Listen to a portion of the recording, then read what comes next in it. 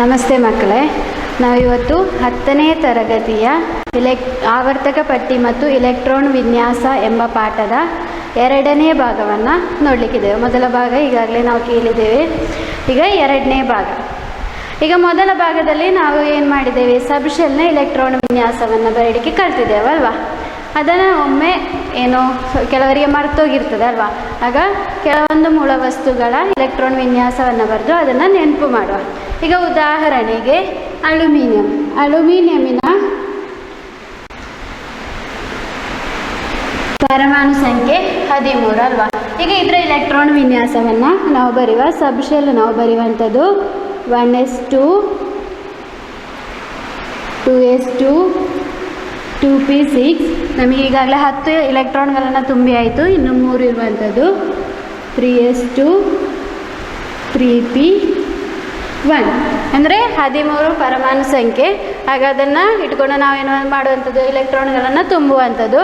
ಇದು 1s 2s 2p 3s 3p ಹೀಗೆ ತುಂಬ್ತಾ ಹೋಗುವಂಥದ್ದು. ಎಸ್ ಸಬ್ಶೆಲ್ನಲ್ಲಿ ಎಷ್ಟು ಇಲೆಕ್ಟ್ರಾನ್ ಇರ್ತದೆ? 2 ಅಲ್ವಾ. ಪಿ ಯಲ್ಲಿ 6, ಹೆಚ್ಚು ಅಂತ ಹೇಳಿದರೆ 6 ಗರಿಷ್ಠ ಸಂಖ್ಯೆ. ಪಿ ಯಲ್ಲಿ 6, ಎಸ್ ಅಲ್ಲಿ 2. ಆದ ಕಾರಣ 1s2 2s2 2p6 3s2 3p1 ಅಂತ ಬರೆಯುವ. ಇನ್ನೊಂದು ಉದಾಹರಣೆಯನ್ನು ನೋಡುವ. ಕ್ಯಾಲ್ಸಿಯಮಿನ ಪರಮಾಣು ಸಂಖ್ಯೆ 20. ಈಗ ಇದರ ಇಲೆಕ್ಟ್ರಾನ್ ವಿನ್ಯಾಸವನ್ನು ಬರೆಯುವ. ಸಬ್ಶೆಲ್ ಇಲೆಕ್ಟ್ರಾನ್ ವಿನ್ಯಾಸವನ್ನು ನಾವು ಬರೆಯುವಂಥದ್ದು. ಆಗ 1s2 2s2 2p6 ಎಷ್ಟು ಬರೆದಾಯಿತು? 10 ಬರೆದಾಯಿತು. ಇನ್ನು ಕೂಡ 10 ನಾವು ಬರಿಬೇಕು. 3s2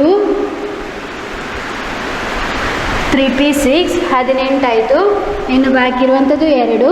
ಇದು 3Dಗೆ ಹೋಗದೆ ಏನಾಗ್ತದೆ, 4sಗೆ ಹೋಗ್ತದೆ. ನಿಜವಾಗಿ ನೀವು ಅಂದ್ಕೊಳ್ಬೋದು 3s 3p ಆದಮೇಲೆ 3D ಬರ್ತದೆ ಅಂತೇಳಿ.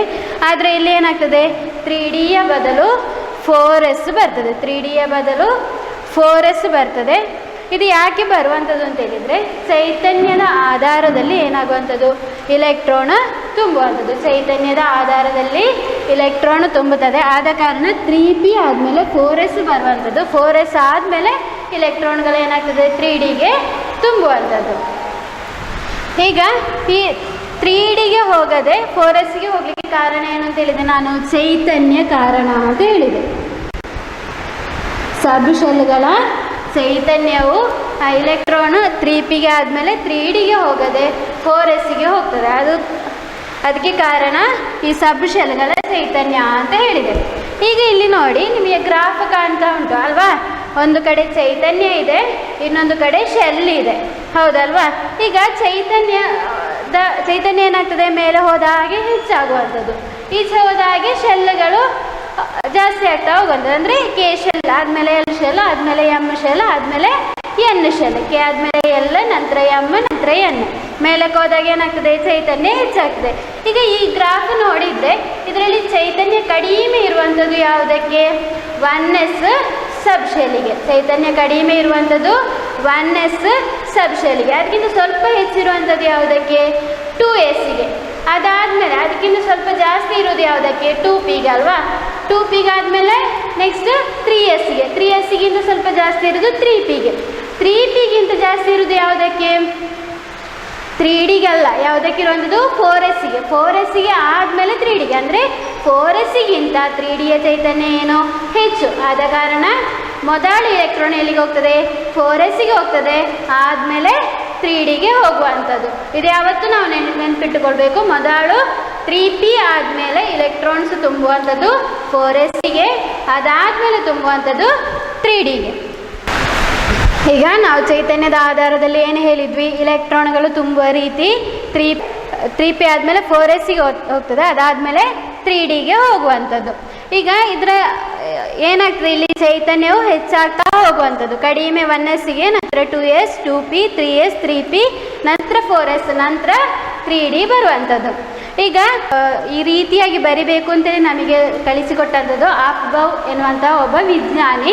ಆ ವಿಜ್ಞಾನಿ ಒಂದು ಚಿತ್ರವನ್ನು ಕೊಟ್ಟಿದ್ದಾನೆ. ಈ ಚಿತ್ರ ನೋಡಿ, ಇದರಲ್ಲಿ ಬಾಣದ ಗುರುತು ಕಾಣ್ತದೆ ನಿಮಗೆ. ಈ ಬಾಣದ ಗುರುತಿನ ಆಧಾರದಲ್ಲಿ ನೀವೇನು ಮಾಡಬೇಕು, ಇದರ ರೀತಿಯನ್ನು ಬರಿಬೇಕು. ಅಂದರೆ ಇಲೆಕ್ಟ್ರಾನನ್ನು ಆ ರೀತಿ ತುಂಬ್ತಾ ಹೋಗಬೇಕು. 1s ನಂತರ 2sಗೆ ನಂತರ 2pಗೆ ನೀವು ಬಾಣದ ಗುರುತನ್ನೇ ನೋಡ್ತಾ ಇದ್ರೆ ನಿಮಗೆ ಗೊತ್ತಾಗ್ತದೆ ನಾನು ಯಾವ ರೀತಿ ಹೇಳ್ತಾ ಇದ್ದೇನೆ ಅಂತೇಳಿ.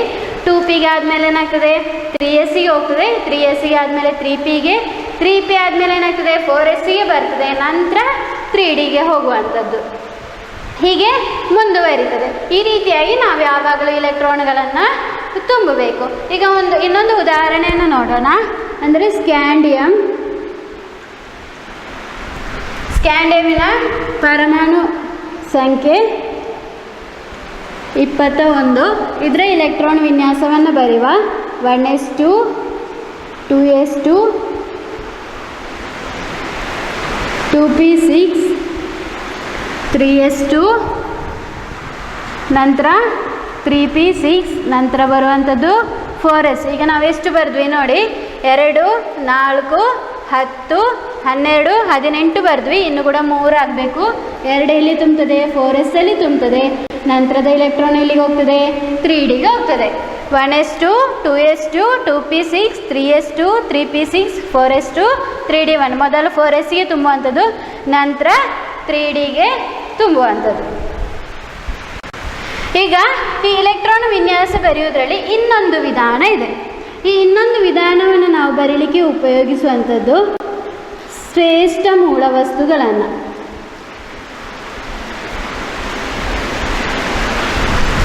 ಈ ಶ್ರೇಷ್ಠ ಮೂಲ ವಸ್ತು ಅಂತ ಹೇಳಿದರೆ ಯಾವುದು? ಆವರ್ತಕ ಪಟ್ಟಿಯಲ್ಲಿ 18ನೇ ಗುಂಪು ಇದೆ ಅಲ್ವಾ, ಆ ಗುಂಪನ್ನು ನಾವು ಶ್ರೇಷ್ಠ ಮೂಲ ವಸ್ತುಗಳು ಅಂತೇಳಿ ಕರಿತೇವೆ.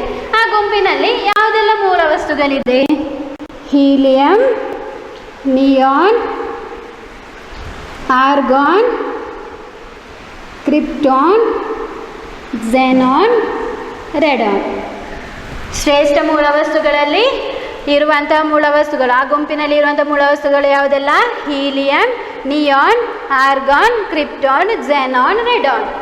ಇಷ್ಟು ಮೂಲ ವಸ್ತುಗಳು ಅದರಲ್ಲಿ ಇರುವಂಥದ್ದು. ಈಗ ಇದನ್ನು ಉಪಯೋಗಿಸಿ ನಾವೇನು ಮಾಡುವಂಥದ್ದು, ಇನ್ನೊಂದು ರೀತಿಯಲ್ಲಿ ಇಲೆಕ್ಟ್ರಾನ್ ವಿನ್ಯಾಸವನ್ನು ನಮಗೆ ಬರೀಲಿಕ್ಕೆ ಆಗ್ತದೆ. ಅದು ಹೇಗೆ ಅಂತ ನೋಡುವ. ಈಗ ನಿಯಾನಿನ ಪರಮಾಣು ಸಂಖ್ಯೆ 10. ಇದರ ಸಬ್ಶೆಲ್ ಇಲೆಕ್ಟ್ರಾನ್ ವಿನ್ಯಾಸವನ್ನು ನಾವು ಹೇಗೆ ಬರೆಯುವಂಥದ್ದು? 1s2 2s2 2p6 10 ಅಲ್ವಾ? 2 4 10. ಈಗ ಸೋಡಿಯಂನದೆಷ್ಟು? ಪರಮಾಣು ಸಂಖ್ಯೆ 11. ಇದರ ಇಲೆಕ್ಟ್ರಾನ್ ವಿನ್ಯಾಸವನ್ನು ಬರೆಯುವುದು 1s2 2s2 2p6 3s1. ಹೌದಾ? ನೋಡಿ, ಇದು ಇಷ್ಟು ಭಾಗದ ಇಲೆಕ್ಟ್ರಾನ್ ವಿನ್ಯಾಸ ಇಲ್ಲಿ ಮತ್ತು ಇಲ್ಲಿ ಒಂದೇ ರೀತಿ ಇದೆ ಅಲ್ವಾ? ನಿಯಾನ್ನಲ್ಲಿ ನೋಡಿ 10, ಸೋಡಿಯಂಗೆ ಬರುವಾಗ 11, ಅಂದರೆ ಒಂದು ಹೆಚ್ಚಾಗಿರುವಂಥದ್ದು. ಈಗ ನಾವು ಈ ಭಾಗದಲ್ಲಿ ಅಂದರೆ ಈ 10 ಇಲೆಕ್ಟ್ರಾನನ್ನು ಏನು ನಿಯಾನ್ ಅಂತ ಬರೀಬೋದು. ಅದು ಬರೀಲಿಕ್ಕೆ ಒಂದು ವಿಧಾನ ಇದೆ. ನಾವು ಯಾವಾಗಲೂ ಈ ಚೌಕಾಕಾರದ ಬ್ರ್ಯಾಕೆಟನ್ನು ಉಪಯೋಗಿಸಬೇಕು. ಅದರ ಒಳಗೆ NE ಅಂತ ಬರೆದು, ಈಗ ಎಷ್ಟಾಯಿತು?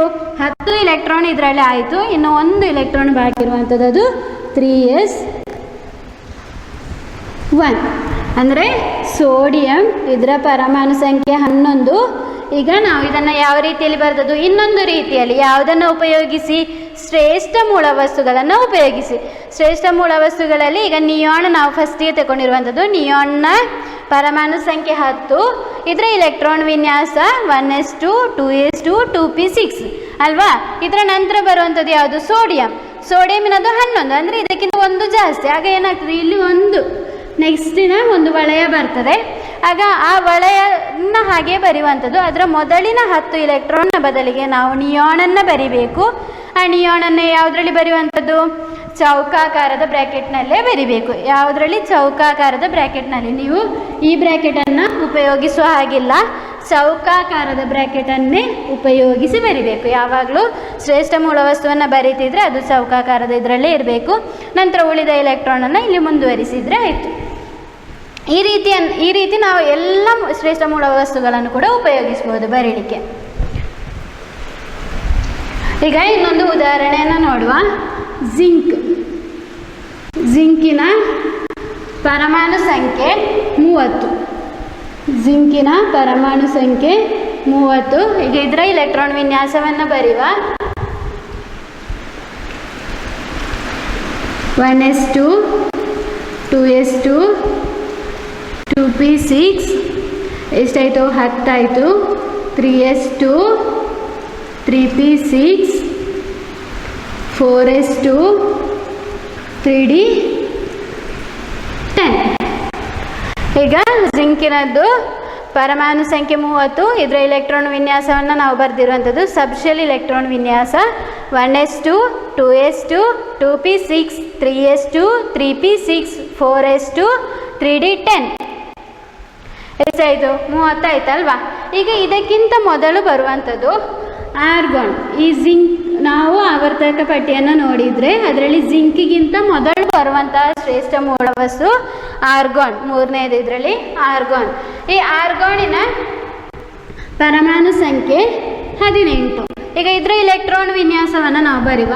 1s2 2s2 2p6 3s2 3p6 ಎಷ್ಟಾಯಿತು 18 ಆಯ್ತಲ್ವಾ. 2 4 10 12 18. ಈಗ ಇದರಲ್ಲಿ 18 ಇರುವ ಸ್ಥಳದಲ್ಲಿ ನಾವೇನು ಬರಿಬಹುದು ಆರ್ಗಾನ್ ಅಂತ ಬರಿಬಹುದಲ್ವಾ. ಈಗ ಜಿಂಕಿನ ಇಲೆಕ್ಟ್ರಾನ್ ವಿನ್ಯಾಸವನ್ನು ಪುನಃ ಬರೆಯುವ. 18 ಇಲೆಕ್ಟ್ರಾನ್ನ ಬದಲು ನಾವೇನು ಬರೀತಿದ್ದೇವೆ ಆರ್ಗಾನ್ ಬರೀತಿದ್ದೇವೆ. ಮತ್ತೆ ಉಳಿದಿರುವ 12 ಇಲೆಕ್ಟ್ರಾನನ್ನು ಬರಿಬೇಕು. ಅಂದರೆ 4s2 3d10. ಈಗ ನಾವು ಇಲೆಕ್ಟ್ರಾನ್ ವಿನ್ಯಾಸ ಬರೀಲಿಕ್ಕೆ 2 ರೀತಿಯನ್ನು ಕಲ್ತೀವಿ ಅಲ್ವಾ. ಒಂದು ಉದ್ದಕ್ಕೆ ಬರುವಂಥದ್ದು, ಆ ಉದ್ದದ್ರ ಸಣ್ಣ ರೂಪ, ಅದಂದರೆ ಅದನ್ನು ಸಣ್ಣದು ಮಾಡಿ ಹೇಗೆ ಬರಿಬೋದು ಅಂತ ಹೇಳಿದರೆ ಶ್ರೇಷ್ಠ ಮೂಲ ವಸ್ತುಗಳನ್ನು ಉಪಯೋಗಿಸಿ ಬರಿಬೋದಲ್ವಾ.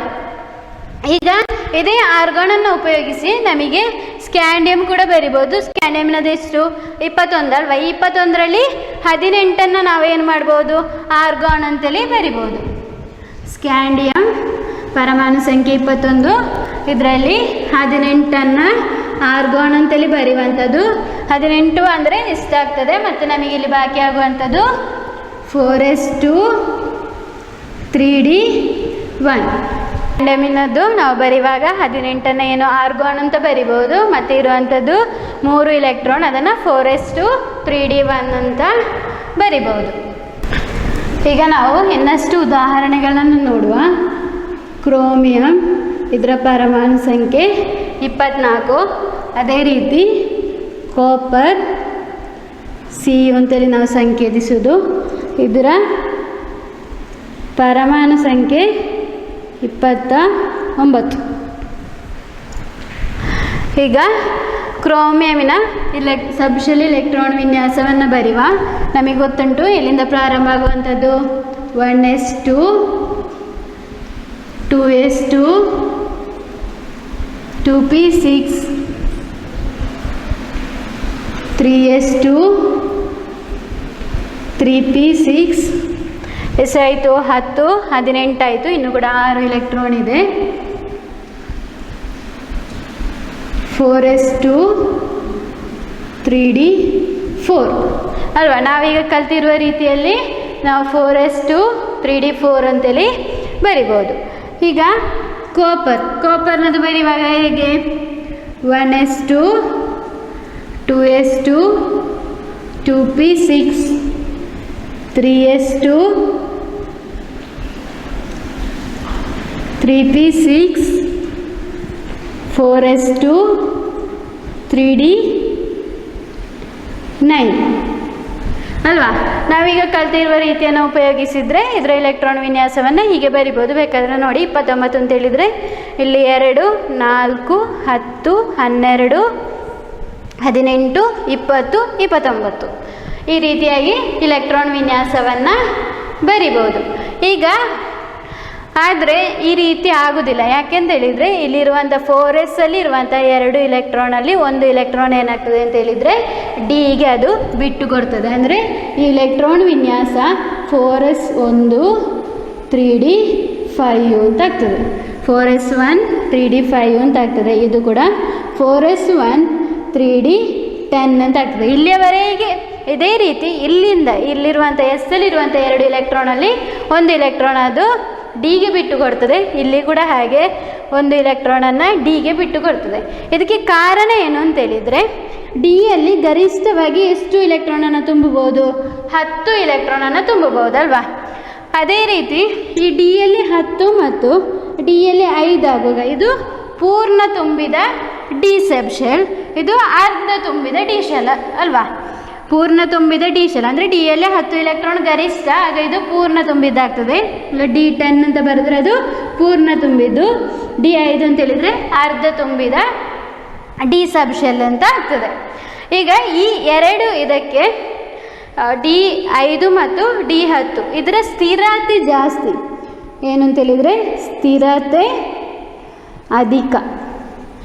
D5 ಮತ್ತು D10 ಈ ಎರಡು ಇದಕ್ಕೂ ಕೂಡ ಸ್ಥಿರತೆ ಜಾಸ್ತಿ ಆದ ಕಾರಣ ಇದರಲ್ಲಿರುವಂತಹ ಇಲೆಕ್ಟ್ರಾನನ್ನು ಏನು ಮಾಡ್ತದೆ, ಇದು ಪಡ್ಕೊಳ್ತದೆ. ಎಸ್ ಅಲ್ಲಿರುವಂಥ ಒಂದು ಇಲೆಕ್ಟ್ರಾನನ್ನು ಡಿ ಪಡ್ಕೊಳ್ತದೆ, ಅದೇ ರೀತಿ ಇಲ್ಲಿರುವಂಥ ಒಂದು ಇಲೆಕ್ಟ್ರಾನನ್ನು ಇದು ಪಡ್ಕೊಳ್ತದೆ.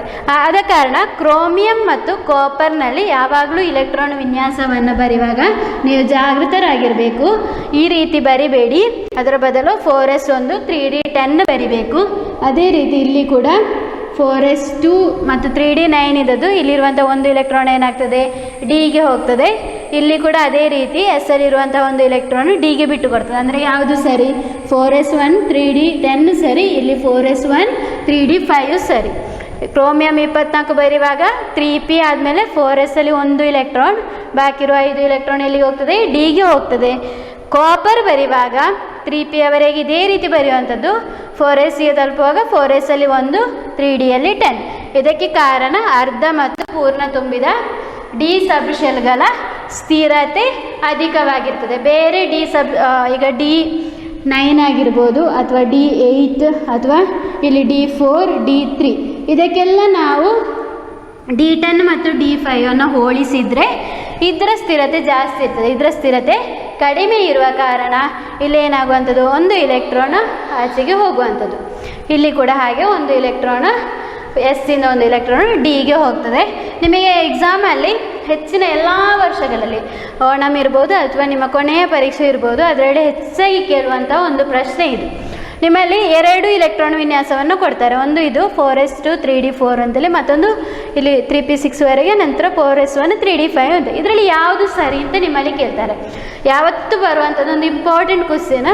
ಆಗ ಇದರಲ್ಲಿ ನೀವು ಏನು ಮಾಡಬೇಕು, ಇದನ್ನು ಸರಿ ಅಂತ ಬರಿಬೇಕು. ಇದಕ್ಕೆ ಕಾರಣವನ್ನು ಆ ಪ್ರಶ್ನೆಯಲ್ಲಿ ಕೇಳಿರ್ತಾರೆ. ಅದಕ್ಕೆ ಕಾರಣ ಏನು ಅಂತ ಹೇಳಿದರೆ, D5 ಮತ್ತು D10 ಈ 2 ಇಲೆಕ್ಟ್ರಾನ್ಗಳು, ಈ 2 ಸಬ್ ಶೆಲ್ಗಳು ಏನು ಹೆಚ್ಚು ಸ್ಥಿರತೆ ಉಳ್ಳವಾಗಿರ್ತದೆ.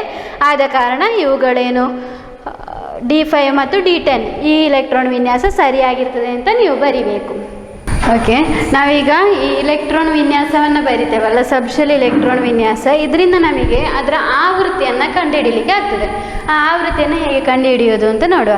ಉದಾಹರಣೆಗೆ ಈಗ ಬೆರೀಲಿಯಮಿನ ಪರಮಾಣು ಸಂಖ್ಯೆ ಎಷ್ಟು? 4. ಇದರ ಇಲೆಕ್ಟ್ರಾನ್ ವಿನ್ಯಾಸ ಬರೆಯುವಾಗ ಏನಾಗ್ತದೆ, 1s2 2s2 ಅಂದರೆ ಕೊನೆಯ ಇಲೆಕ್ಟ್ರಾನ್ ಇಲ್ಲಿ ಹೋಗಿರುವಂಥದ್ದು ಯಾವ ವಲಯಕ್ಕೆ ಅಥವಾ ಯಾವ ಶೆಲ್ಲಿಗೆ? 2ನೇ ಅಲ್ವಾ? ಕೊನೆಯ ಇಲೆಕ್ಟ್ರಾನ್ ಹೋಗಿರುವಂಥದ್ದು L ಶೆಲ್ಲಿಗೆ, ಅಂದರೆ 2ನೇ ಶೆಲ್ಲಿಗೆ. ಇಲ್ಲಿ ಕಾರ್ಬನ್ನದ್ದು ಇದರ ಪರಮಾಣು ಸಂಖ್ಯೆ 6. ಹಾಗೆ ಇಲೆಕ್ಟ್ರಾನ್ ವಿನ್ಯಾಸ 1s2 2s2 2p2 ಅಲ್ವಾ? ಈಗ ಇಲ್ಲಿ ಕೂಡ ಕೊನೆಯ ಇಲೆಕ್ಟ್ರಾನ್ ಹೋಗಿರುವಂಥದ್ದು ಯಾವುದಕ್ಕೆ? 2ನೇ ವಲಯಕ್ಕೆ. ಸೋಡಿಯಂನದ್ದು ಪರಮಾಣು ಸಂಖ್ಯೆ ಎಷ್ಟು? 11. 1s2 2s2 2p6 3s1 ಇದು ಇದರ ಸಬ್ಶೆಲ್ ಇಲೆಕ್ಟ್ರಾನ್ ವಿನ್ಯಾಸ. ಇದರಲ್ಲಿ ಕೊನೆಯ ಇಲೆಕ್ಟ್ರಾನ್ ಹೋಗಿರುವಂಥದ್ದು ಯಾವುದಕ್ಕೆ? 3ನೇ ವಲಯಕ್ಕೆ ಅಲ್ವಾ? ಆಗ ಇಲ್ಲಿ ನೋಡಿ, ಪೊಟ್ಯಾಷಿಯಂ ಇದರದ್ದು ಪರಮಾಣು ಸಂಖ್ಯೆ 19. ಇಲ್ಲಿ ಕೊನೆಯ ಇಲೆಕ್ಟ್ರಾನ್ ಹೋಗಿರುವಂಥದ್ದು ಯಾವುದಕ್ಕೆ? 4ನೇ ವಲಯಕ್ಕೆ. ಈಗ ನೀವು ನಿಮ್ಮ ಪುಸ್ತಕದಲ್ಲಿ ಆವರ್ತಕ ಪಟ್ಟಿಯನ್ನು ತೆಗೆದು ನೋಡಿದರೆ ನೋಡಿ, ಬೆರೀಲಿಯಮಿನ ಆವೃತ್ತಿ ಸಂಖ್ಯೆ ಅಂತ ಹೇಳಿದರೆ ನಿಮ್ಮ ಆವೃತ್ತಿ ಪಟ್ಟಿಯಲ್ಲಿ ಈ ರೀತಿ ಇರ್ತದಲ್ವಾ, ಈ ರೀತಿಯ ಗೆರೆಗಳು. ಆಗ ಅದರಲ್ಲಿ ನೀವು ಬೆರೀಲಿಯಂ ನೋಡಿದರೆ 2ನೇ ಗೆರೆಯಲ್ಲಿ ಇರ್ತದೆ. ಕಾರ್ಬನ್ ಕೂಡ 2ನೇ ಗೆರೆಯಲ್ಲಿ ಇರ್ತದೆ, ಸೋಡಿಯಮ್ 3ನೇ ಗೆರೆಯಲ್ಲಿ, ಪೊಟ್ಯಾಷಿಯಮ್ 4ನೇ ಗೆರೆಯಲ್ಲಿ ಇರ್ತದೆ. ನೀವು ಬೇಕಾದರೆ ಆವರ್ತಕ ಪಟ್ಟಿಯನ್ನು ತೆಗೆದು ನೋಡಿ. ನಾವು ಆವೃತ್ತಿ ಅಂತ ಹೇಳುವಂಥದ್ದು ಈ ರೀತಿಯ ಲೈನಲ್ಲಿದ್ದರೆ ಅದನ್ನು ಆವೃತ್ತಿ ಅಂತ, ಈ ಕೆಳಗಿರುವಂತಹ ಇದನ್ನು ಫ್ಯಾಮಿಲೀಸ್ ಅಥವಾ ಗುಂಪು ಅಂತೇಳಿ ಕರಿತೇವೆ. ಈಗ ಇದರಲ್ಲಿ ನಾವು ಎಲೆಕ್ಟ್ರಾನ್ ವಿನ್ಯಾಸವನ್ನು ಬರೆದು ಆವೃತ್ತಿಯನ್ನು ಕಂಡುಹಿಡಿಯುವುದು ಹೇಗೆ ಅಂತೇಳಿ ನೋಡಿದ್ವಿ. ಅದೇ ರೀತಿ 2 ಬೇರೆ ಬೇರೆ ರೀತಿಯ ಎಲೆಕ್ಟ್ರಾನ್ ವಿನ್ಯಾಸವನ್ನು ಬರೆಯುವುದು ಹೇಗೆ ಅಂತಲೂ ನಾವು ನೋಡಿದ್ದೇವೆ. ಈಗ ಮುಂದಿನ ಕ್ಲಾಸಿನಲ್ಲಿ ಈ ಆವರ್ತಕ ಪಟ್ಟಿಯ ಹೆಚ್ಚಿನ ವಿಷಯಗಳನ್ನು ಕಲೀಲಿಕ್ಕಿದ್ದೇವೆ. ಹಾಗೆ ಇವತ್ತಿಗೆ ಈ ಕ್ಲಾಸನ್ನು ನಾನು ಇಲ್ಲಿಗೆ ನಿಲ್ಲಿಸ್ತಾ ಇದ್ದೇನೆ. ಮುಂದಿನ ಭಾಗದಲ್ಲಿ ಆವರ್ತಕ ಪಟ್ಟಿಯ ಕುರಿತು ಹೆಚ್ಚಿನ, ಈ ಗುಂಪು ಅಂತ ಹೇಳಿದ್ರೇನು, ಆವೃತ್ತಿ ಅಂತ ಹೇಳಿದ್ರೇನು, ಇದರ ಬಗ್ಗೆ ಹೆಚ್ಚಿನ ವಿವರಗಳನ್ನು ತಿಳ್ಕೊಳ್ಳುವ.